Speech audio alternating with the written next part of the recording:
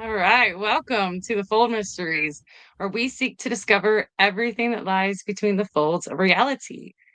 So this week we did things a little different. We are starting our live an hour early, but that's because we have a meeting tonight with Irons, Michigan. Is it the community The township, board, the township township board. board? Um, so we're going to be discussing some information on our upcoming conference for next year.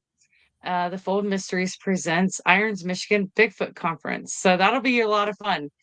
On to big news. Chad, do you have any big news?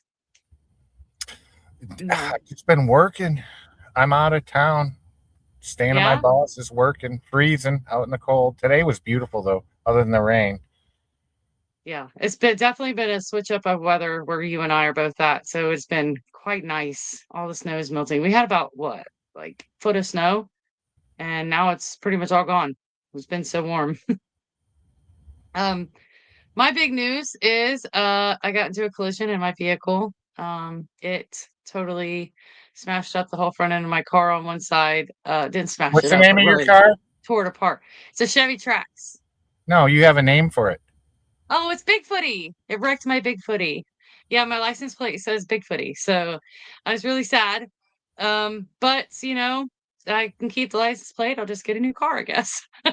At least you were okay with a Right, little sore, but okay. I right. thank God for that. Yes, yes. So, yep, I hired a lawyer and everything. So, I just want to get my shoulder fixed. That's the biggest injury I got. So it's not crazy, but it's definitely not pleasant. But this week we have somebody that we are really excited to introduce, which you probably see his name along the bottom there. Kenney Irish, the crypto punkologist. So welcome, Kenney. Hey guys, how how you doing? Great. Well, we're doing good, but I'd like to introduce you. Kenny W. Irish, aka the Crypto Punkologist, is an author, hardcore punk musician, and voiceover professional. Originally from the northern parts of Vermont, he has recently relocated to the beautiful Adirondacks area of upstate New York. He has a lifelong love of folklore, legends, monsters, and UFO stories. He has regularly attended and spoke at writers' groups, conferences, festivals, and various other platforms across the country representing the New York Bigfoot Society. He has a passion for writing young readers chapter books. The two most recently released via Hanger One Publishing, owned by the creator and producer of the hit TV show Monster Quest. In late 2020, he signed the Beyond the Fray Publishing with rather Beyond the Fray Publishing, and in March of 2021 released American Cryptids in Pursuit of the Elusive Creatures. This publication became a six-time number one bestseller on Amazon and has outperformed all other material in its genre. In late summer 2022, International Cryptids and Legends, the follow up to American Cryptids, was released via Beyond the Fray Publishing and remained the number one bestseller spot for 2 weeks straight and is now a two-time bestseller. The next publication was released from BTF, which hit late 2024, titled American Monster Hunters. The crypto punk has appeared on numerous radio shows and podcasts, such as Coast to Coast AM, resulting in all three appearances becoming a best of episode. Midnight FM, Untold Radio AM, The Jim Harold Show, and The Leak Project Network, to name a few. He has filmed several documentaries scheduled to broadcast in the near future. He recently filmed and appears in the national TV show Haunted Hospitals for the Travel Channel and Discovery Plus. So, not only do you do Bigfoot, but you also do paranormal hauntings. Well, here's the thing. I kind of don't. I run from those. I'm scared of those. What happened was I had a situation back in I don't know. I think it was like 2011, 2012, where I was the general manager for a water company, and there was the old Vermont State Complex was right near the Oh, river, and a hurricane came through, just the tail end of it, but it made it, the river jump the banks, and it flooded the whole state property. And they also had the Vermont State Hospital was on there, which used Oh, they used to wow. call insane asylums, but they don't call them that anymore. And they ended up evacuating the whole building and everything. Then the water levels went down. They pumped everything out, but we still had all our equipment in there. So none of my guys wanted to go out and get it, and I completely understand why. Wow. So I went out to try to get the bottles and get whatever equipment that I possibly could on the floors that didn't get touched by the flood. And it was just a terrifying event, to say the least. Some of it obviously was, I psyched myself out at the beginning because I'm walking into this building that was built, I think, in like the late 1800s. Oh, And so wow. it's an old building as it is. And I'd always heard all kinds of weird stories about it. But where I had to actually go in and remove the equipment was actually in the hospital section of it. So, and it was in October, and it was right before Halloween. So again, all this stuff's going through my mind and my head. But I had to be let into the building. So the groundskeeper showed up. He let me into the building, and I went in to get the equipment. And there were a couple times I psyched myself out, but then there was a lot of different situations that occurred and happenings that I had nothing to do with. And there were times where it sounded like I could hear chatter coming out of some of the rooms. It sounded like Wow. there was somebody walking behind me, like in slippers. Now, keep in mind too, I was in there with a flashlight because there was no power to this building at all. So I'm in there. I'm using a flashlight, and I'm using whatever's coming through some of the windows. And so it was just it was a pretty it was pretty terrifying, to say the least. And again, I'm not a paranormal ghost guy. I'm really not. I avoid that. I'm more of a monster legend type of individual.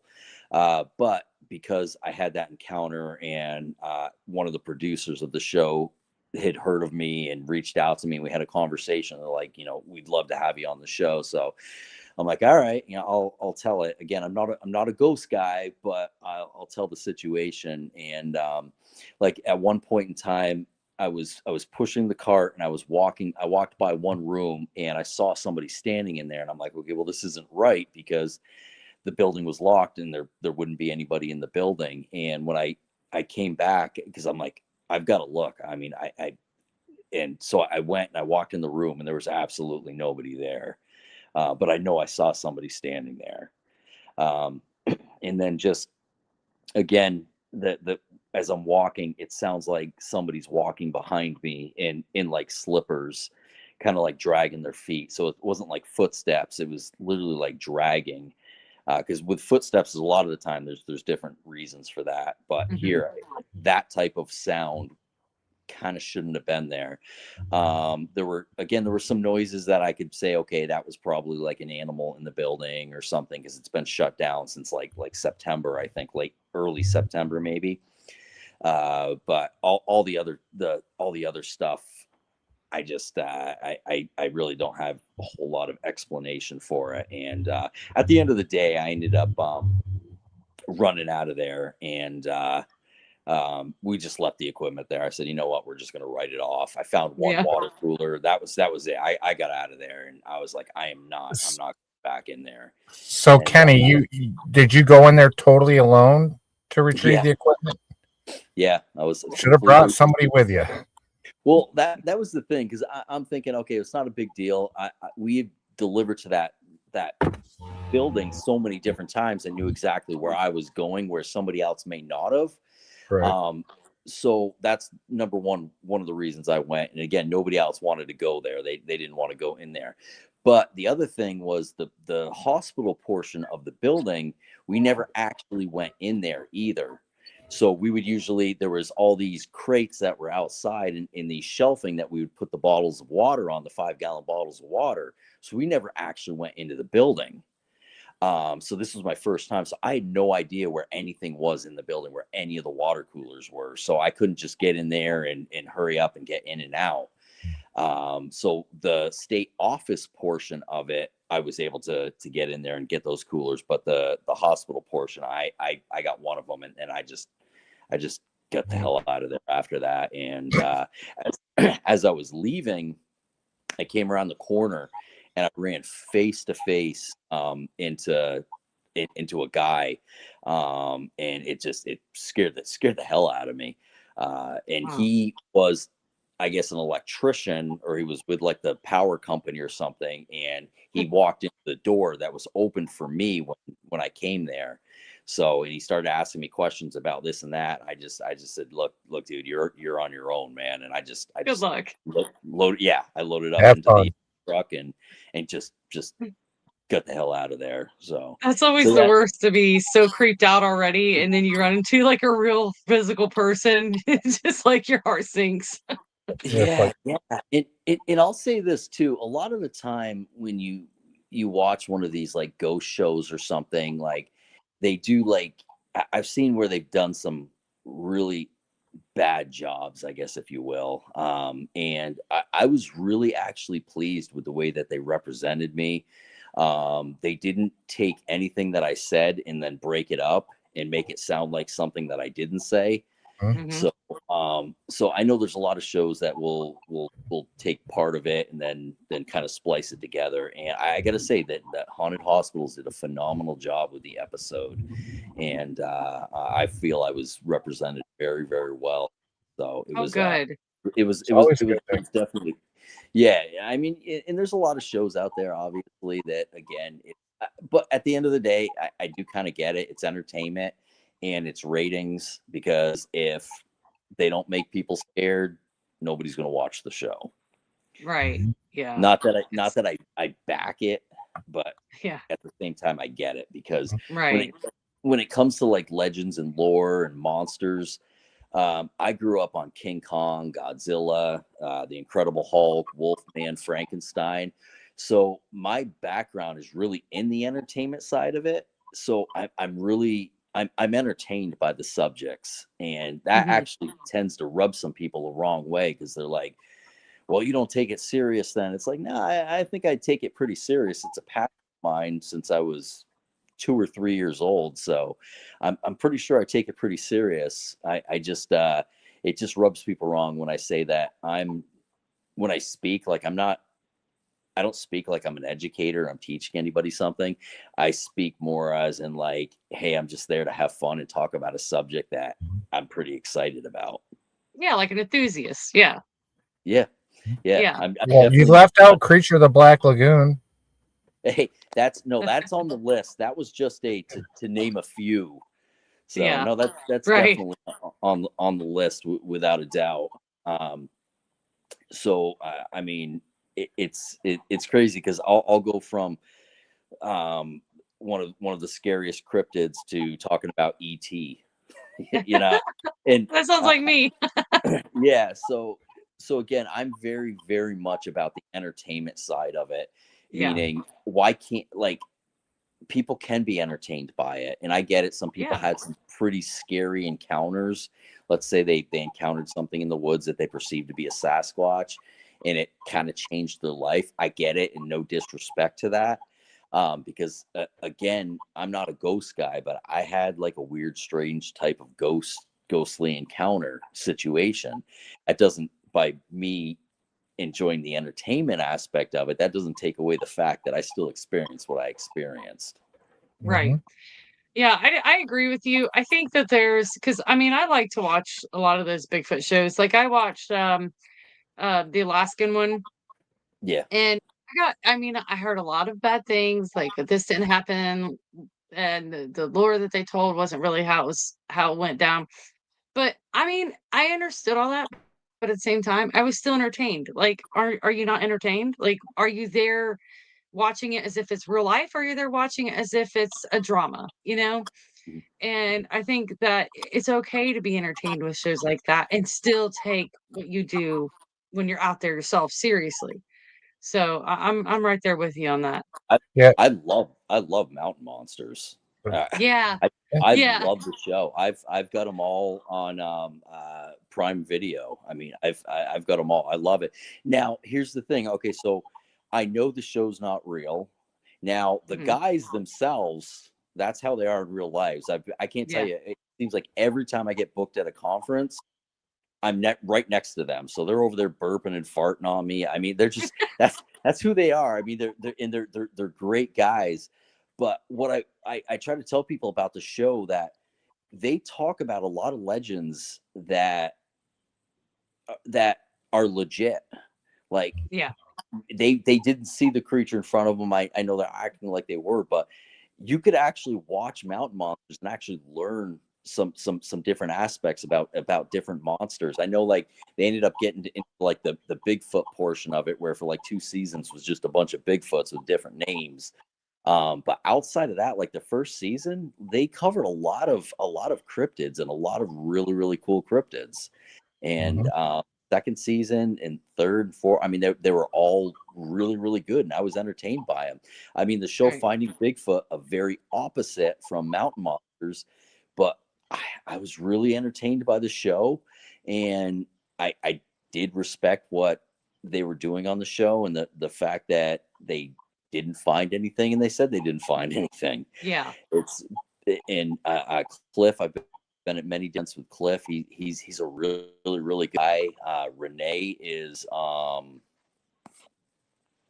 is just I don't know if you've ever met Renee in person, but she Yeah. has got to be one of the sweetest, most Yeah. authentic Yes. individuals I've met. She was just in New York at a conference not long ago, and I wasn't speaking at it, but I just went to it, and she's so humble. Like after she comes over to me, she's like, "How did I do? What did you think of?" And I'm like, Oh. "Did awesome. It's you did great. Yeah. You showed a lot of passion where you needed to show passion." And so she's just a very authentic individual. And again, Yeah. Cliff's the same way. I've met Matt a couple of times. We've just kind of had a couple words, and but I've never met Bobo. Never been able, never had the Dude, I had a privilege. beer with Bobo. He was cool. I got a picture I'll show you. I put Yeah. up a That was like pretty a cool. peace sign, and he puts up #1 next to me like he's number. Yeah, Bobo was cool. That's hilarious. I'd love to meet him one day. I've talked to him like on Messenger, but outside of that, the one time that I was supposed to be at the same conference as him was the last he had backed out of it. It was actually that Yeah. CryptoCon in Kentucky where I'd met you. Um, and it was a shame. Yeah, he sent me a message. He's like, "Yeah, no, I got to back out." And I'm like, "Oh man." But there's a lot of people that just because of circumstance that I never got to meet. Like I never got to meet Linda Godfrey. Oh. Sadly, I never got to meet. Um, oh my God, why am I drawing a blank here? He That's j- I he do that ju- a lot. he j- yeah Jeff he just Meldrum? Jeff Meldrum. Yep. Yes. There was a Yeah. couple times that I was supposed to be at the same with him, and he either had to cancel or I had canceled, so I never got to meet Jeff. Yeah, I he's pretty really, amazing. yeah, I mean, everything I've seen, every video, I was just blown away. Um, so it was a shame that I never got to meet him, but Yeah. uh, It's then hard when we lose people like that are such a big part of the community and add so much context to the community. It really sucks. yeah, I loved Meldrum and the Survivor Man Bigfoots. yeah, So I'm just yeah. curious. I want to hear about some of your Bigfoot research experiences. What kind of stuff have you been through and done? Sure. Yeah. So, like I mentioned, I'm with a group. We haven't been very active. Well, the founder of the group has been out multiple times this year. I haven't really been that active in the group recently, but we've got our location. It's just outside of Whitehall, New York, and that's kind of where we've got a kind of like a research area there. There's been a lot of sightings there. Um, I know of a gentleman that's been doing this for a long time. He's got a decent name in the in the subject, and he kind of researches in that same area, and he had actually had an encounter there. I guess that's when he actually saw his he first laid eyes on one. Mm. Outside of hearing some knocks in the distance, different things like that, feeling stuff getting thrown at me, I've never laid my eyes on anything. I am the guy who is late to the party every single time. I know the Uh, feeling. so I've had weird experiences, uh, weird different types of things that have happened. Like one of the nights that we were out in the area, we were leaving, we were wrapped up, we were coming back, and I looked behind me and I saw a light in the middle of the woods right where we came from. We watched it. It didn't get brighter. It wasn't moving. It wasn't a hiker or anything like that. And we weren't on any trails either at this point in time. The gentleman who heads up the group that I'm with, he's a he's a bushwhacker, and he's just like on his days off from work, he'll hike like out 5 miles out into the middle of nowhere and 12 feet of snow just to turn around and walk back. So when I go out with him, we're never on trails. We're not even allowed to be on Yeah. trails. Uh, I know. so I hate trails. I want to be out there in the middle of nothing. yes. So so yeah, we watched the light, and it was still there. It was still there when we left. And prior to that, and this was in a documentary that I was on, I talked about this encounter where um one of the a lot of the research I do is based off of Native American lore. And so one of the things that I've read is that there were groups that lived in harmony with Sasquatch, and then there were ones that didn't. So what we ended up doing was we ended up doing some call blasting out in the middle of the woods with just some speakers. We don't even know what the chanting was, but it was Native American chanting. So we took the chance not knowing what it was, thinking, hey, maybe it manifests something. So we did that, and then of course I think we heard like in the distance, we could hear like some movement. Me personally, I if I remember right, I couldn't hear any movement, but the other people that were in the group could kind of hear stuff. I'm a little tone deaf. I've been playing in bands for so long that I don't know. Yeah. There's like certain frequencies I don't hear, or certain sounds. Like if I'm in a room and there's a bunch of people talking, I can't make out what anybody's saying. I Yeah. literally have to look at somebody straight in the face and to Mhm. make out what they're saying. So, um, but we left, and so, but the craziest thing wasn't necessarily that light. It was the next day. The founder of our group went back to get the trail cams and to get the digital recorders, and he picked up the trail cam, and it just kept taking pictures, and just for some reason just started taking pictures. Car wash too? And Sorry. Go ahead. no, you're good. Just started taking pictures. She didn't So know. he didn't know if it was maybe like the button was stuck, or it just kept taking pictures. So he ended up pulling the batteries out of it so it would stop taking pictures. And for at least 8 to 10 seconds, it continued to take pictures. Now electronics can hold a charge for a little bit. So even if you take the batteries out, sometimes they can still have a little bit of a charge and Yeah. continue to take pictures. But you're talking a couple seconds, maybe. It did Yeah. it for almost 10 seconds. And then then it stopped. He put the batteries back in it, and the batteries were completely drained. They were completely gone. And Wow. then he pulled out the digital recorder and started listening to the digital recorder, and the batteries just completely drained. So he was like, okay, well, this is okay. There's something going on here. So he walks back to his car. So we're about an hour and a half, I think, from our research spot from Albany to Whitehall. So he drove all the way out there. His car was, I don't even think, maybe 2 years old. He goes to get in his car and he tries to start it, and the battery's dead.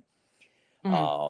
So he's like, oh, well, this stinks. So he finally is able to get somebody. Now keep in mind, there's barely any cell phone signal and where we researched. So he wasn't able to call anybody. So this person ended up coming. They ended up coming down the road where his car was. So they tried to jump his car, but the battery was so dead it would not start. So he Wow. ended up having to get a ride to where there was actual signal, and then from there actually call a tow truck to get it towed. And apparently, yeah, the battery was completely dead, and he had to have a brand new battery put in it. So That's interesting. what that was and what happened, I'm not an expert in any of that, but that was Yeah. another experience that we've had in our area. Now, you've got, especially when it comes to Bigfoot, you've got your, some people say they believe there's an extraterrestrial element to it. Some people believe it's more ghost or interdimensional. I don't stand on any side. I did at one point in time, but too many credible people that I've spoken to have said that they've witnessed something. Like there's one individual who's extremely credible, said that he saw what looked to be a Sasquatch standing in front of him. And he said it didn't turn and walk away, it didn't run away. He said it looked like it just dissolved in front of him. Oh, wow. So, again, if I mean, I've talked to some people that have told me some pretty crazy things, but I also didn't know the individuals. This is an individual that I know very, very well and trust. Right. Um, and then, as far as the fact of them actually existing, so I've gone back and forth on that, but the founder of our group, so he loves the paranormal. He loves What legends. I'm He sorry, what loves, is your group, by the way? Because I uh, don't think I caught the name. yeah, it's New York Bigfoot Society. Yes, that's right. And so Gary Robusto, he's the founder of the group, and he's got a background in animal behavior as well. And he's like a biologist or something. So he's that guy. If somebody sent in a picture or whatever it was, he could tell you exactly what it was. If there was a sound in the woods, he knows exactly what it is. This is the same guy I was talking about that goes out there and hikes. So he's the guy that a lot of people didn't like because he could actually tell them what they thought was something, what it actually was. So very, very credible individual. And I'm at work one day and I get a text message from him, and he puts it, I believe it just read, "I just saw a Bigfoot." So I immediately stopped what I was doing, and I'm like, "What? Wait, what are you talking about?" Because he wouldn't even joke about it, because he's kind of a serious guy too when it comes to it. Right, Uh, yeah. he wouldn't even joke about it, and uh, he was on one of his hikes, like 4 miles out in the Adirondacks in snow, and he felt like something, I believe he had said, he felt like something was looking at him or whatever, and he looked, and over on this hill off in front of him there was something standing there that people would say resembled a Sasquatch. Hmm. So he's the guy that would normally tell you, no, it's not, this is what it is. He could not tell himself that. Right. And he saw it walk up over the crest of the hill and disappear on the other side. Um, Mhm. so he the crazy thing though was what he was telling me happened after. So he's out in the woods, and then all of a sudden he hears a rustling coming up in the distance behind him. So he turns around and he looks, and he sees two people coming towards him. As they get closer, he realizes that they're rangers. Now, he knows what happens when the rangers come up. They see you there, they start talking to you, ask you what you're doing there, they ask you all these different questions. And they came up, so he initially started a conversation with them. They I don't believe they said a word to him, and if they did, it was only a couple, and they just flew right by him. They just went running right by him and went in the Interesting. direction of what he just saw. um, Oh. that never happens. They always stop, they question you, what are you doing Mhm. here? They want to see if anybody's doing anything illegal, trapping. um, they didn't question him anything, just took Yeah. off. So So, I wonder if how would they have known? Did they see it themselves, or did maybe somebody else report it even? That's interesting. Yeah, so I mean, there's so many different things. So I mean, the only thing I can think of is that they already knew it was there, and they were probably tracking it. Yeah, that makes And they sense. were, so that's the only thing I can come up with, because again, if they were just rangers there, and they were just out in the woods, and they were far out there, again, Gary doesn't just like stay on the edge. He was out there. So for them to be out there like that, and Mm, to blow him off, that's just not normal behavior. So you're right. so Yeah. that brought a lot more credibility to something that he saw was not normal. hmm That's super interesting. I mean, like, and I love the fact, not to backtrack, but I love the fact that you said you don't settle on any type of idea or theory, because I feel like to do that, you kind of do yourself a disservice because nobody really knows. Yeah. Nobody actually knows what's going on here. And I know a lot of people have formed an idea or theory that they kind of stick to. But then when you do that, it kind of shuts out all of the possibilities. Mhm. And I think that as a researcher, you need to approach things with an open mind, rather than, a already set mindset, like, so I think it's good that you kind of keep an open mind, it sounds like. Yeah, and there was a time where I didn't really have that much of an open mind. Like I was like, oh, it's flesh and blood. It's flesh and blood.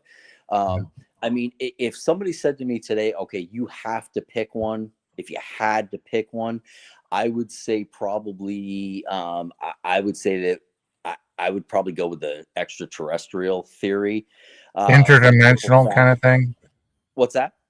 Interdimensional kind of thing. Well, Yeah, interdimensional and extraterrestrial, different. That's Like yeah, kind of totally yeah, different. yeah. similar. Yeah, more for me, more extraterrestrial, because I mean, I mean, we know, I mean, that there's something out there, that we aren't the only living forms. So, and again, some credible people have said, hey, they saw something that looked like some type of extraterrestrial craft, and then they witnessed something that they saw to be a Sasquatch after. And it's kind of a joke, but at the same time, it kind of does make me think. I mean, Chewbacca looks like a Bigfoot, and it was from Yes. outer space. But I do believe that we're not alone. I do believe that there are extraterrestrials. I mean, the government has come out and said, yes, there are unidentified objects. They never necessarily, from anything that I've read, said 100% that there are extraterrestrial beings. But I would have to believe that that could potentially work together. And the other thing too is, if they were extraterrestrial, it could still be flesh and blood. Well, But let's jump back to 1974, Kenny. The $6 million Man. There's 2 episodes with yeah, Bigfoot, and Bigfoot is an alien thing, an alien yeah, creation, hmm, and they say that they have to put the truth out there, in movies and in things like that. But so yeah, yeah, yeah, yeah. And it's funny though too, because if you think back to like 2020, where um, it's kind of like, a lot of people come up with a lot of the government conspiracies, and they know this and that.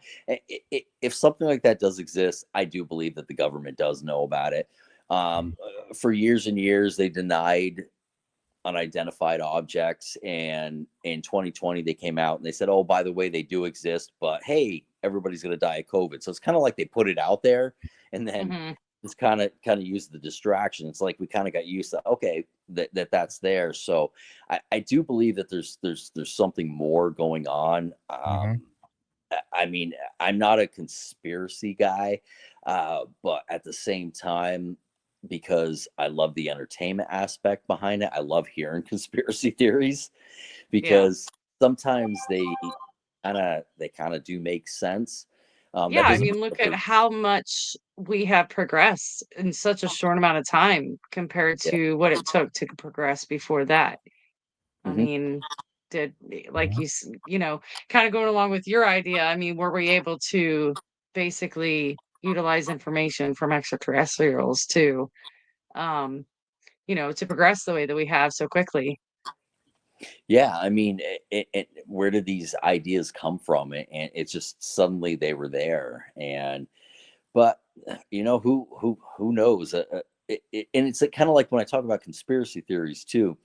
Like there was a conspiracy theory floating around in 2020 where the reason like they wanted to say, hey, by the way, there are unidentified objects out there, that COVID was like, eventually they were going to come out and say that COVID was actually an extraterrestrial disease that was now spreading across the earth because it spread so fast.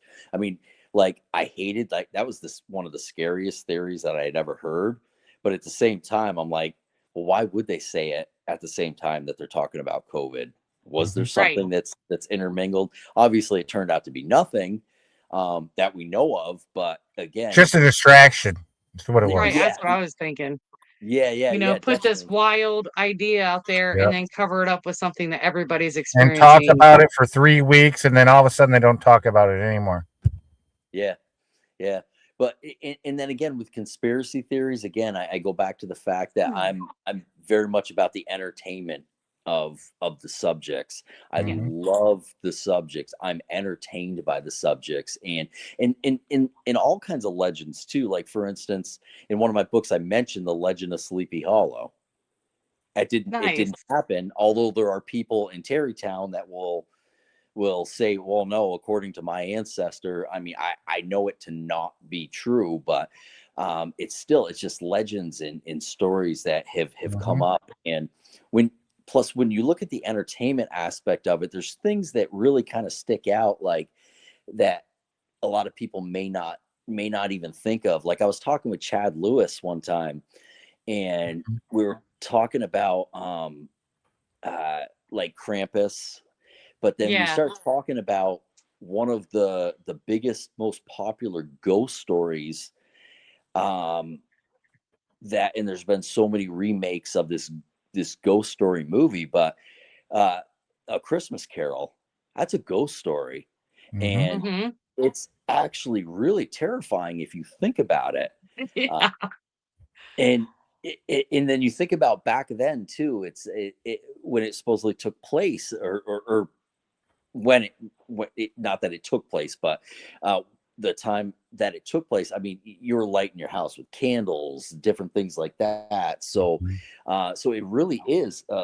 It's really, A Christmas Carol is really a pretty creepy ghost story, if you take a long step back of it. So when me and Chad were talking, like we were talking about that, how creepy that actually was, and how it really is. A lot of people see it as a Christmas movie. It is a Christmas movie, but it's really first and foremost a ghost story.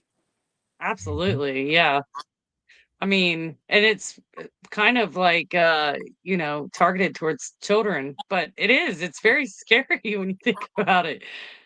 Yeah, I mean, Jacob Marley. I mean, walking around with those chains. I mean, think about it. If somebody like, I mean, not that I'm a fan of this guy, but if somebody like Rob Zombie decided to do a Christmas Carol, do his spin on it. Hmm.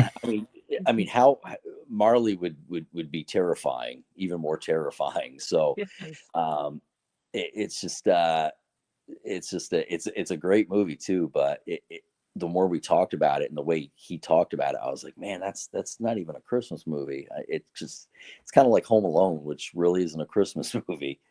Right. Right. Yeah. That's true too. I know you don't have long because you kind of, you got a busy schedule, and I know that you want to keep it to a certain time. So I wanted to make sure we get a moment to cover your books because I know that some of these books are they all basically like young readers chapter books, and we got them on the back screen here. Um, No, actually, those are like adult, more adult books, young adult books. So the young reader chapter books, I've got one out called Alexandra and the Moonlight Caper, and then I've got one called Stanley Riker and the Bigfoot Runaround. So those books are okay. actually, again, young readers chapter books, and they're a group of friends. Like for instance, so Stanley Riker and the Bigfoot Runaround. So Stanley Riker has a friend his name's Jay, but they call him Chunks because he got that well-deserved nickname in third grade when he threw up.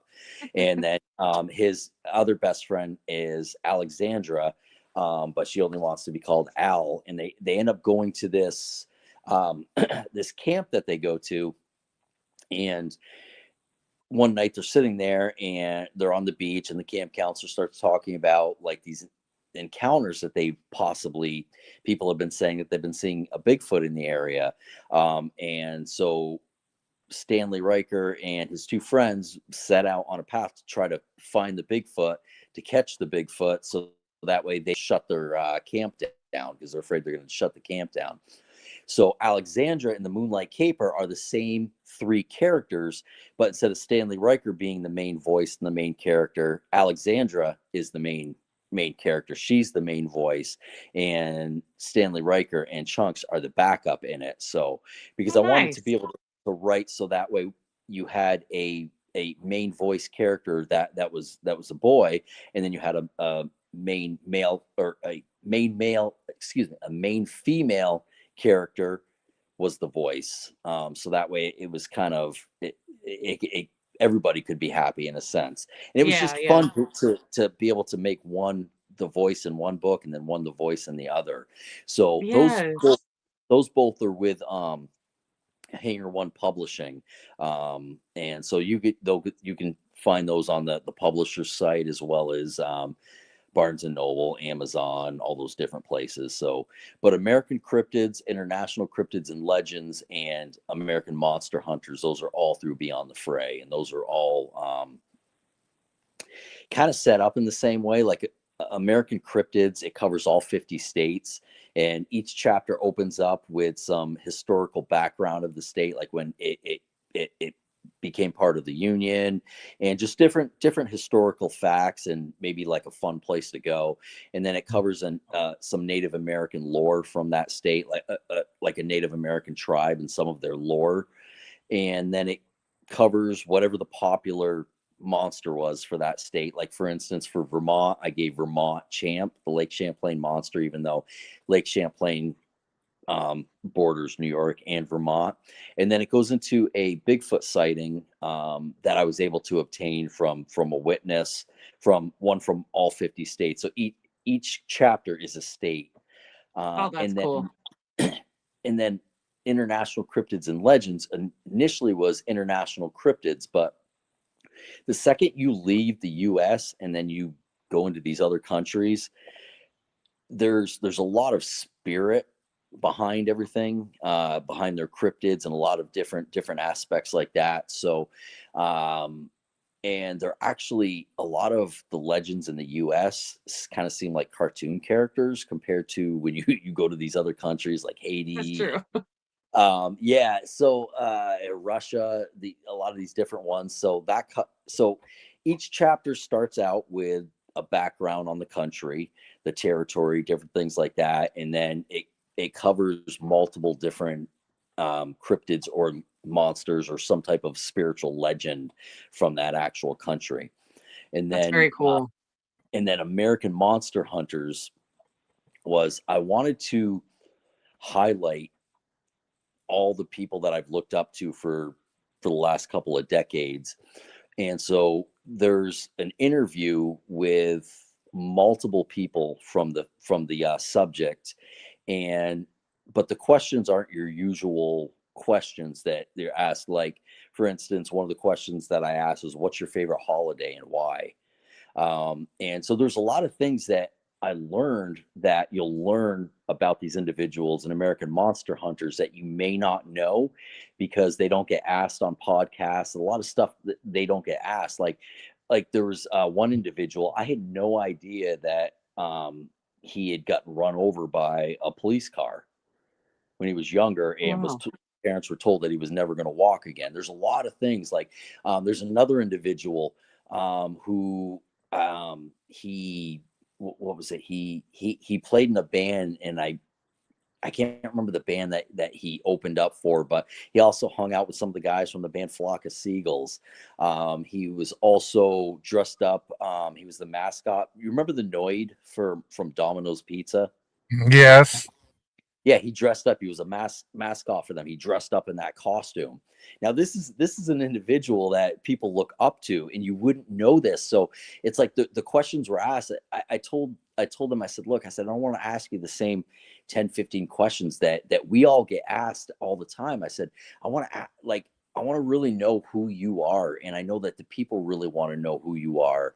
So you find out where they grew up. Oh, that's cool. What they did as kids. You find all these things, like there's stuff in there that people already know that they talk about, but I learned so much about each individual that I had no idea about. Like there's another gentleman that's in there that he was a bouncer in a bar. He got into a bar fight and kicked some people out, and he had no idea, but he had gotten stabbed in the butt, and there was a knife in his butt. Again, this stuff that would not come up in a regular Yeah. conversation. So the whole point was to really, really get to know who they are and the things that they've done, because a lot of the time when I'm interviewed, like there might be things about me that I'd love to talk about, but it doesn't come up because it's Right. not, like, for instance, I'm a Christian, and I haven't recently, but I play bass and guitar in my church. Like there's things that a lot of people wouldn't know about me that um, I love and that. I might want to talk about. So in Yeah. American Monster Hunters, there's a lot of information in there. Again, stuff that people know, but then there's a lot of stuff that pops up that you would have no idea. Chad Lewis, I love that guy. When I asked him who he kind of looked up to, and I told him, hey, they could still be alive or whatever. He told me what was the Barnum and Bailey, Oh, the guy, yeah, the the creator circus. of that. Yeah. Yeah, like that's like what he looked up to, like stuff like that. I never would have thought about that. I never would have even Yeah. thought that. So again, all these things that you wouldn't know, like a lot of them spilled it, and a lot of them talked about it, and they enjoyed it. So for me, it, I'm thinking about doing an American Monster Hunters 2. I may not right now. I'm just kind of taking a break from writing, but so Yeah. it's if you really want to not just already know what you know about the individuals that are in it, um, you're going to pick up and know a lot more. So some of the I people love that are that. Me some of the too. people that are in it, Lauren Coleman's in it, Josh Turner's in it, Ken Gerhard's in it, Lyle Blackbird's in it, and plus a bunch of other people. And again, there's stuff in there that you already know. You hear them say all the time, but then there's stuff that's gonna pop up in there that people are gonna be like, oh wow, really?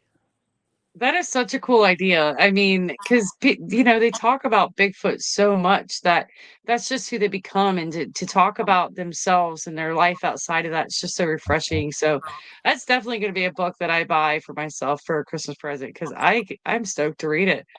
Well, there's one guy, and I just thought this was the coolest thing. He puts models together, like model cars and stuff like that, with his daughter.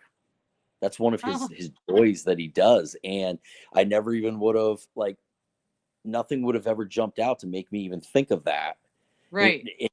it was just the questions that were asked that brought a lot of information out that was